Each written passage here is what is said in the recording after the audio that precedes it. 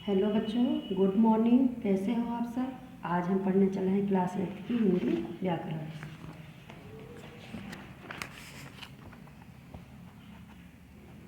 तो देखिए, इसका हमने सेकंड चैप्टर है और इसका जो है फर्स्ट वीडियो में हमने बना दिया है, रेडी करवाई थी। अब यहाँ से हमको पढ़ाना है आज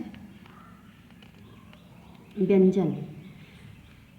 जिन वर्णों का उच्चारण स्वरों के साथ किया जाता है उन्हें व्यंजन कहते हैं। क से ज्ञ तक के वर्ण व्यंजन कहलाते हैं, परंतु मूल व्यंजनों की संख्या 33 है। तो बच्चों, व्यंजन क्या है? क से लेके ज्ञ तक के जितने भी वर्ण हैं सब व्यंजन कहलाते हैं। और मूल व्यंजनों की संख्या कितनी है? तो मूल व्यंजनों की संख्या 33 है, 33। अब आगे हम पढ़ेंगे व्यंजन के भेद। उच्चारण के आधार पर व्यंजन के 3 भेद होते हैं। कितने भेद होते हैं? तो व्यंजन के 3 भेद होते हैं। कौन कौन से? स्पर्श व्यंजन, अंतःस्थ व्यंजन और ऊष्म व्यंजन। अब हम स्पर्श व्यंजन के बारे में पढ़ेंगे।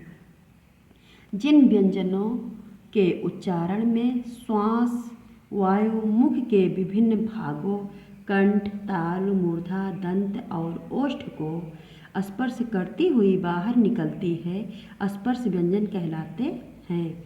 दी गई तालिका द्वारा इन्हें समझिए। देखिए बच्चों, जो है यहाँ पे उच्चारण स्थान दिया गया है व्यंजन का, और यहाँ व्यंजन, वर्ग और जाति। तो कंठ है उच्चारण स्थान। अब व्यंजन है का, खा, गा, घा, अंगा। का से लेके अंगा तक का उच्चारण स्थान कंठ होता है और एक का वर्ग की श्रेणी में आते हैं और इनकी जाति होती है कंठ। अब उसके बाद व्यंजन है चा, छा, जा, झा, इया। चा से लेके इया तक के व्यंजन को तालु कहते हैं और ये चा वर्ग में की श्रेणी में आते हैं और इन्हें तालव्य कहते हैं। टा, ठा, डा, ढा, आड़ा। टा, ठा, डा, ढा, ना। ये इनका टा से लेके ना तक का उच्चारण स्थान होता है मूर्धा और ये टा वर्ग में आते हैं और मूर्धन्य इनकी जाति है। ता, था, दा, धा, ना। ये इनका ता से लेके ना तक का उच्चारण स्थान है दंत और ये ता वर्ग में आते हैं और इन्हें दंत भी कहा जाता है, दंत। पा, फा, बा, भा, मा। पा से लेके मा तक ओष्ठ उच्चारण स्थान है इनका ओष्ठ और ये पा वर्ग में आते हैं और इन्हें ओष्ठ भी कहा जाता है। अब हम सेकंड पॉइंट है अंतःस्थ व्यंजन पढ़ेंगे।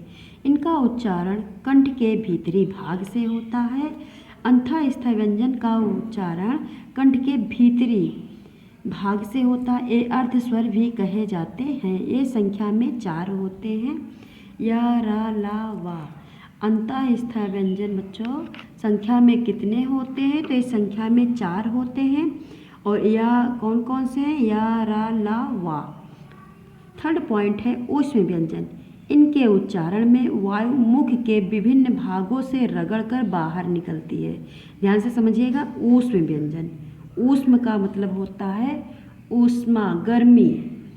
तो इनके उच्चारण में वायु मुख के विभिन्न भागों से रगड़कर बाहर निकलती है, जिसके कारण ऊष्मा उत्पन्न होती है, इसलिए ये ऊष्म व्यंजन कहे जाते हैं।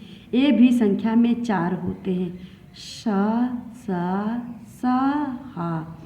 तो देखिए ऊष्म व्यंजन कितने प्रकार के होते हैं? तो ऊष्म व्यंजन 4 प्रकार के होते हैं। देखिए, ये सलजम वाला सा है, फिर खटखड़ो वाला सा है, सरौता वाला सा है और हा है।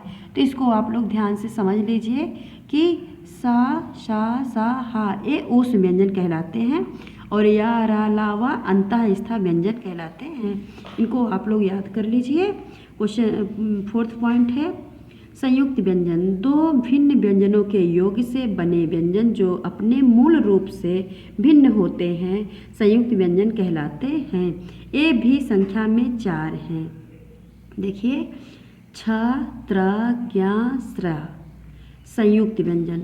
ये 4 व्यंजन ऐसे व्यंजन हैं दो व्यंजन के योग से बने हुए हैं। अब देखिए, का है, आधा का है जमा शा, ये खटकोड़ वाला सा है, तो इन दोनों के योग से नया शब्द बना है वो छा है।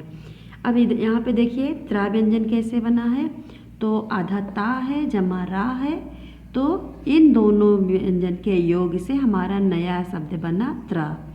उसके बाद यहाँ पे देखिए आधा जा है जमा इया है, इन दोनों व्यंजन के योग से हमारा नया शब्द बनता है ज्ञा। उसके बाद आते हैं आधा सा जमा रा, तो नया शब्द हमारा बना दोनों शब्द के योग से या दोनों व्यंजन के योग से नया शब्द क्या बना, श्रा बना, श्रा। अब आगे देखिए बच्चों, द्वित्व व्यंजन। दो समान व्यंजनों के योग से बनने वाले व्यंजनों को द्वित्व व्यंजन कहते हैं। जैसे यहाँ पे देखिए आधा का है और पूरा का है, तो ये दो शब्द जो है दो व्यंजन हैं। इससे देखिए आधा का और पूरा का, अब इससे हम नया शब्द बनाएंगे मक्का।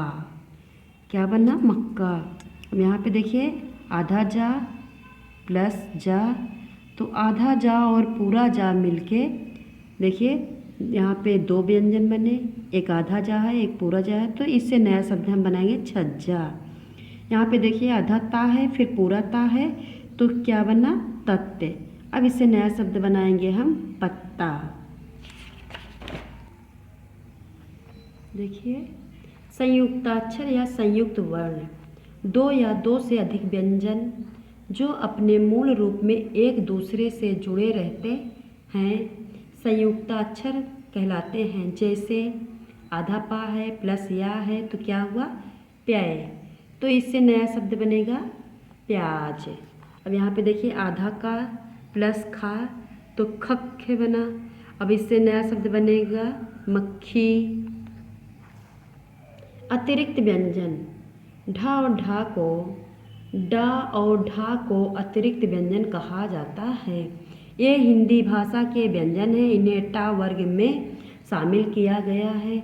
इससे कोई शब्द आरंभ नहीं होता है, जैसे पढ़ाई, कूड़ा आदि।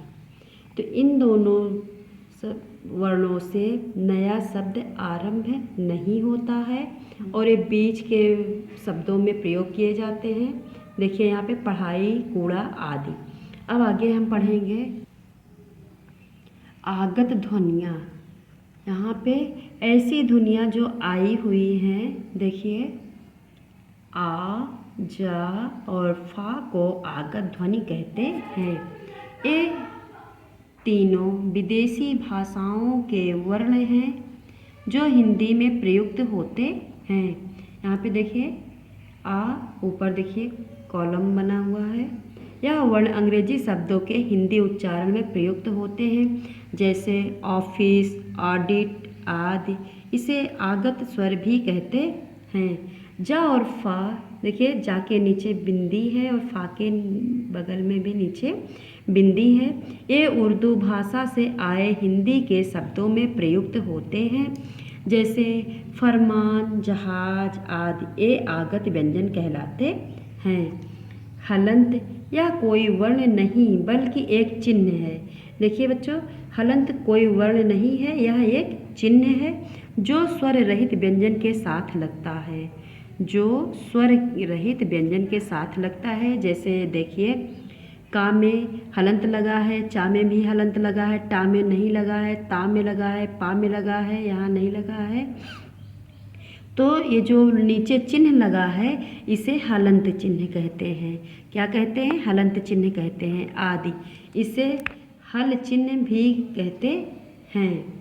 अब आता है नासिक के पंचम वर्ण अंगा, इया, आड़ा, ना, मा को नासिक कहते हैं। माण के वर्तनी में इसका प्रयोग अनुसार के रूप में किया जाता है। जब ये शब्दों में अपने वर्ग के किसी व्यंजन के साथ जुड़ा रहता है तो ये अनुस्वार रूप में अपने से पहले आए व्यंजन के ऊपर लग जाता है। जैसे देखिए संख्य, संख्य, यहाँ पे देखिए बीच में अंगा है और नीचे हलंत है, यानी कि आधा अंगा है। तो ये जो है पंचमा अक्षर है। तो इस सा के ऊपर यहाँ पे अंक की बिंदी का के रूप में यहाँ पे है। तो ये क्या हो जाएगा? संख। संख इसको भी हम पढ़ेंगे और संख कहेंगे। अब यहाँ पे देखिए कंचन, का और चा के बीच में आधा इया है, ठीक। तो यहाँ पे देखिए कंचन, तो ये जो आधा इया है वो का के ऊपर अनुस्वार के रूप में प्रयोग किया गया है। तो ये भी कंचन है और ये भी कंचन है। अब ये देखिए डंडा, यहाँ पे देखिए ये चा जो है कंचन में चा वर्ण के पंचमा अक्षर यहाँ पे प्रयोग किया गया है, या के रूप में ये अंक के बिंदी यहाँ पे रख दिया गया। यहाँ पे देखिए डंडा, अब ये आधा आड़ा है तो टा वर्ग में आता है टठा डढ़ा ना, और ये है आड़ा है। तो ये टा वर्ग में आता है आड़ा, क्योंकि डा के पहले है आधा आड़ा, तो ये पंचमा अक्षर है। तो यहाँ पे देखिए डंडा में ऊपर अंक की बिंदी रख दी गई है। तो ए भी डंडा पढ़ा जाएगा और ए भी डंडा पढ़ा जाएगा। यहाँ पे देखिए चंदा, यहाँ पे देखिए चंदा, तो ये दोनों चंदा हैं। एक ता वर्ग में आता है, देखिए दा के पहले ना है, तो यहाँ पे पंचमा अक्षर तथा दधा ना, तो ये चा के ऊपर बिंदी रख दी गई है। तो चंदा ये भी पढ़ा जाएगा, चंदा ये भी पढ़ा जाएगा। यहाँ पे देखिए अंबर, ये पा वर्ग में आता है, माँ है पंचमा अक्षर है, और यहाँ भी अंबर। तो यहाँ पे देखिए बीच में माँ है और यहाँ पे वही माँ यहाँ पे पंचमा अक्षर के रूप में यहाँ पे अंक की बिंदी लगा दी गई है। तो ये भी अंबर पढ़ा जाएगा और ये भी अंबर पढ़ा जाएगा आदि। आप समझ गए होंगे नासिक किसे कहते हैं। अब हम नेक्स्ट पढ़ेंगे वर्ण विच्छेद अगले वीडियो में।